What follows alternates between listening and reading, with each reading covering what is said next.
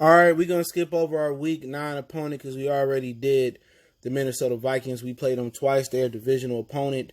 We will be at Minnesota for week 9, but week 10, we welcome the Washington football team to Ford Field. Don't know if it'll be fans there, but let's talk about what Washington done this year so far in the offseason. And also, hey, it's a good time to do it. They named Dwayne Haskins. They starting quarterback yesterday.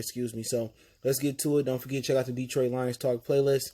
We right real close to the regular season, so kind of want to do some things a little bit different this year.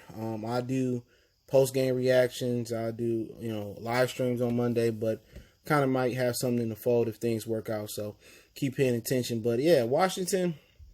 We can start off with their free agency this year, and they're no longer the Redskins. And I would absolutely love to see who calls them the Redskins first as far as the announcer crew. That is going to be funny. I mean, this past season was basically who's going to call the Los Angeles Chargers the San Diego Chargers. That was pretty much the thing, and I'm pretty sure it happened multiple times. But yeah, free agency, they brought in running back Peyton Barber, also tight end Richard Rodgers. So hey, they replaced Jordan. Forget the dude name they tight end. He ain't never play, but he was talented. They bring Peyton Barber in. I believe he came over from Tampa Bay Buccaneers, I believe. Also, they added offensive tackle Cornelius Lucas. He was a former Chicago Bear. Darius Geis has also probably been released. He has some issues. They bring in defensive end Nate Orchard. He agreed to a 1-year deal with them. He's a defensive end hybrid 3-4 guy. They bring in Kendall Fuller 2 years after trading him from Kansas City as a part of a deal for Alex Smith. The Redskins bring him back, so they bring back Kendall Fuller. I believe Corey Fuller, who used to be a receiver for the Lions, that's his kinfolk, I believe, if my memory serves me correctly. They franchise tag Brandon Scarf, they guard. I like him a lot. Nasty guy. I thought he was going to hit the market. I like the Lions should go get him. Also, they bring in linebacker Jonathan Bostic as well. They re-signed him, They bring in guard Wes Switzer from the Falcons. They bring in Carolina Panthers linebacker Thomas Davis, who been basically an Iron Man after tearing his ACL multiple times. He turned 37 Sunday, so Chargers released him last year. Obviously, Ron Rivera is their head coach, so they have a connection there. Kevin Pierre-Louis, they agreed to him, linebacker from the Chicago Bears. Sean Davis, he used to be a former Pittsburgh Steeler safety. J.D. McKissick, former Detroit Lions. That's pretty much been the theme of our season preview. It's been a lot of former Lions that's going to be on that schedule. Yesterday, we talked about the Indianapolis Colts bringing in Tavon Wilson. Logan Thomas, former Detroit Lion again. They agreed to a deal. Remember, he was a tight end over here. Seemed to have some promise. Used to be a Virginia Tech quarterback. So, yep, we see two former Lions in this one at least from last season. Caleb Brantley, defensive tackle. They bring him in. Corey Latimer from New York Giants. He started off with the Denver Broncos. Most people in Big Ten country remember him. He used to play at Indiana, wide receiver. Ronald Darby, somebody that the Lions may have looked at to bring in to play corner. He came from the Eagles, towards ACL and the whole thing. So pretty much that's what they've done in the free agency so far. Give me 1 second. Let's continue on to the draft picks. Yeah. We having some turbulence, but give me a minute. Sorry. They draft picks this year in the first round.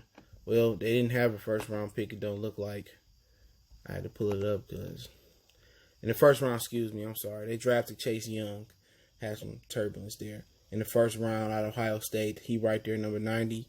And in the third round, I love this kid, Antonio Gibson, running back from Memphis. Liked him a lot. He's like a scat back receiving type of guy. That was a good pickup for them. They pick up Sadiq Charles, offensive tackle from LSU. In the fourth round, also get another fourth round pick. Receiver out of Liberty was a compensatory pick, Antonio Gandy Golden.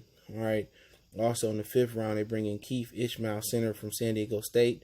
Another 5th round pick at 162, Khaleke Hudson, linebacker from Michigan.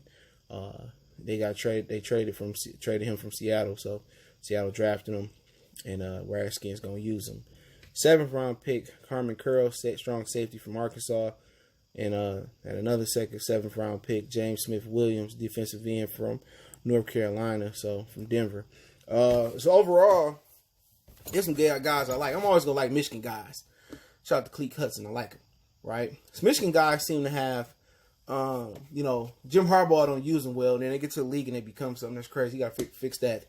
But I like Antonio Gibson a lot, who they picked in the 3rd round.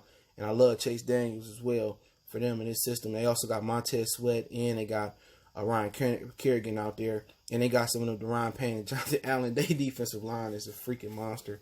So I like their draft. They covered a lot of offensive linemen. And don't forget, they got rid of Trent Williams as well, too. He didn't play last year. And they had that issue where they misdiagnosed him. He didn't want to be here. Let's talk about their depth chart. And we talk about how they match up with the Lions. All right, Terry McLennan from Ohio State is their receiver. Their slot receiver is Trey Quinn. The opposite receiver is Calvin Harmon. They also got Antonio Gandy Golden as a receiver listed as well, too. So they could use him at receiver out of Liberty. So they must really like him. They don't have a lot of great pass catchers. They brought Dontrez Inman. He's pretty long and tall. We talked about him leaving Indianapolis yesterday. Left tackle, Cornelius Lucas from Chicago. Wes Switzer is going to be the left guard. Chase Roullier is going to be their center. Brandon Scarf, their franchise tag, going to be their right guard. And Morgan Moses is their right tackle. Solid offensive line, even, with losing Trent Williams, even though he didn't play last year. Starting tight end is Jeremy Sprinkle. And then Richard Rodgers is also going to start at the opposite tight end. Starting quarterback, we talked about yesterday they named Dwayne Haskins start. Alex Smith is the backup. He crazy for playing. They also got Kyle Allen, who came over to Carolina with Ron Rivera. Starting running back right now is Adrian Peterson. Also, they got Antonio Gibson as his backup. They also drafted Bryce Love, but I did believe he tore his ACL.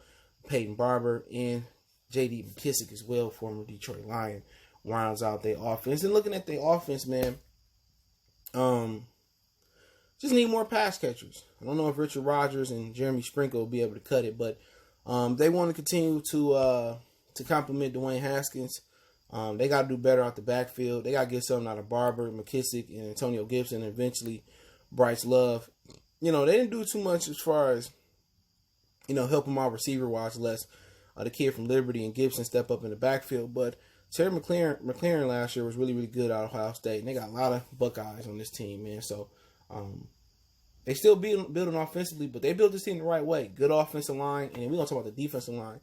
They switched into a 4-3 this year. They did beat us last year in Washington. That's what I think Driscoll was starting quarterback, I believe. But that was I think late game win for them too. Montez Sweat is a starting defensive end. Some guys like me wanted the Lions draft him a couple years ago. Deron Payne from Alabama is their interior lineman. Jonathan Allen from Alabama is their interior lineman. Chase Young is their opposite defensive end. Nobody really a note that's backing them up, right? But they got a really good starting front four. And also, Ryan Kerrigan is going to play outside linebacker, but he also could put his hand in the dirt. Thomas Davis is going to be the middle.